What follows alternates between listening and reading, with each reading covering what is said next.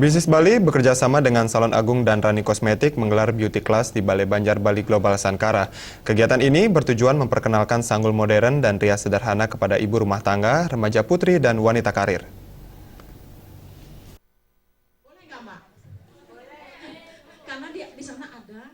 Anak Agung Ayu Ketut Agung selaku pemilik Salon Agung memaparkan kiat-kiat untuk menggunakan riasan atau make up sederhana dan membuat sanggul modern yang sederhana dan mudah dibuat sendiri tanpa harus pergi ke salon.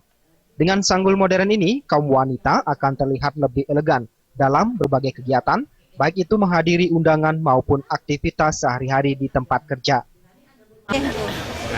Biasanya kan kita busana adat Bali, terus ujung tanggal. Nah, untuk kali ini kita berbagi kepada teman-teman bagaimana kiat-kiat praktis untuk menggunakan sanggul modern jika ibu-ibu itu menggunakan rok.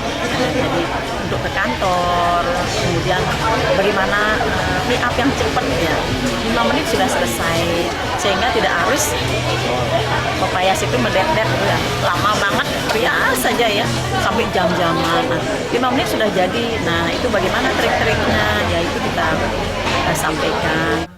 Selain tips memakai make up dan sanggul modern, materi yang diberikan dalam beauty class ini adalah tips totok wajah yang bisa dilakukan sendiri di rumah. Totok wajah sangat penting untuk melancarkan peredaran darah, sehingga wajah menjadi awet muda.